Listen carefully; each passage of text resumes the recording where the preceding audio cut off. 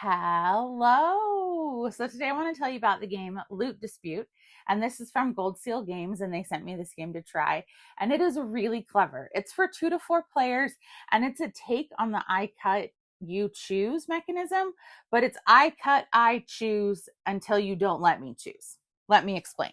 So in this game, you are going to be one of these people who is going into this cave to collect loot. So there's 4 different standees, and depending on the player count you're playing with, you may remove some cards. So if this was a 3-player game, we'll say, then you would just have these 3 characters, and you would take out any of the cards that have 4 dots on them.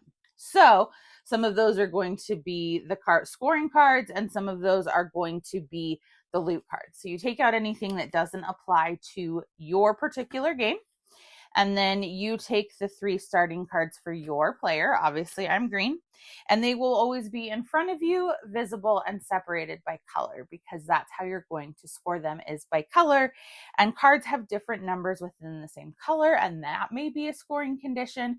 You're going to be taking your scoring conditions each round. The game is 5 rounds, so you will end up with 5 scoring conditions. There's 6 colors.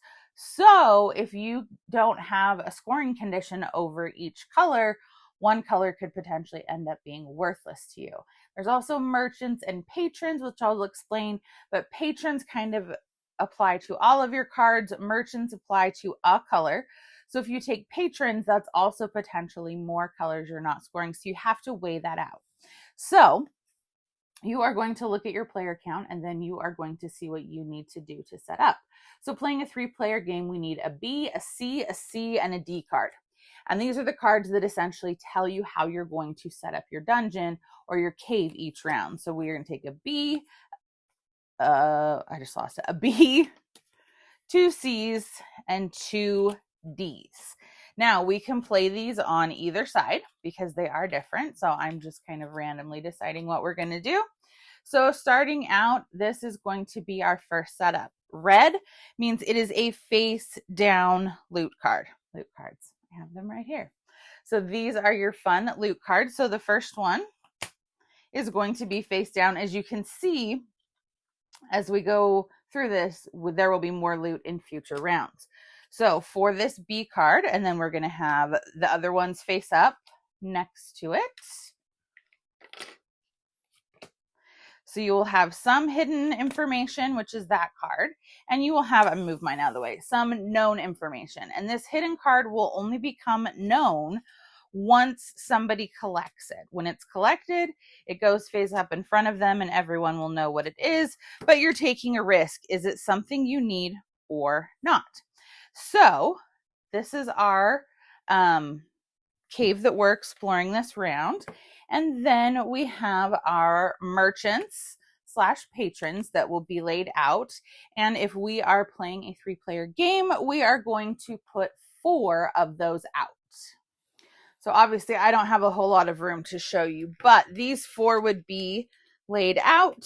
So we have merchants and we have patrons, and whoever gets their loot first gets to pick one of these first and will also be the first player next round. So I'm just going to set those aside for now so they're not in the way. So this is our area.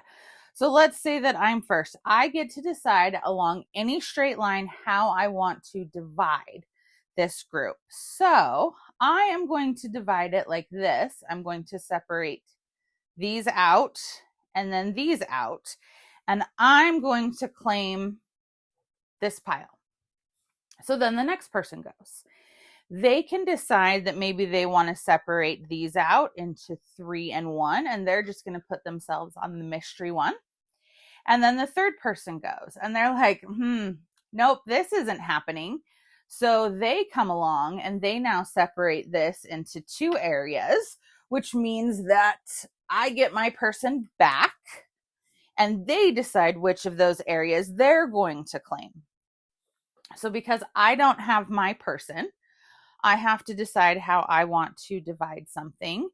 And I'm going to divide this way, and I'm going to stake my claim here. Now we're back to this person. Nobody stopped them, and they're still there. So they take this loot. They see what it is. They put it face up in front of them, and then they select one of the 4 scoring conditions to take to their pile. So they could do this blue one that says size 1 items are 2 coins each. This one says card pairs with the blue symbol on them are worth 3 points a pair. This one is one of those patron cards that says most items of a color. So if they have more blue than everyone else, I'll get 2 points for that. Every color that they have more of than the other players, they're going to get points. And this says card pairs with this symbol, they're going to get 3 points per pair. So they will take the one that they want, and then they're done for this round. And now we're still battling it out. So then it's back to them, and no one stopped them. So they take their cards, and they take a scoring card. I take mine and a scoring card, and then everything else goes away. So if I had taken mine, remember I had my 3 starting cards, and I put these now in front of me, and I took my scoring condition, and I took this one, card pairs. Nope, I took this one, card pairs with that book symbol is there, and I can never move these once they're placed. So if you were to ever get to a point where, let's say, like I only had a couple of colors and they already have cards above them, and I take a new scoring condition, I put it over an empty column, and the first new card I get of a column goes there.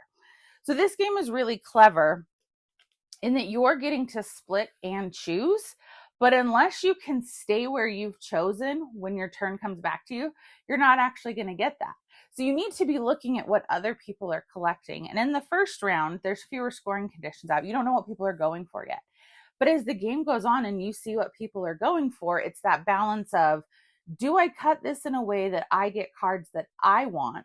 Or do I cut this in a way that I purposely prevent someone else from getting as many cards as they want? I can't totally stop them because they can keep separating things out, but I can stop them from getting a lot of cards because, as you saw, as our game goes on, we get more and more cards each round, which means there's the potential to collect more and more loot each round. So this game is very clever because it is not the standard I cut, you choose, but it has an element of that and a fun twist to that, and the scoring conditions make it really, really interesting. So I'm enjoying Loot Dispute. Let me know if you've played it and what you think of it. Give me a like and a follow, and I'll keep bringing you more board game content. Thanks. Bye.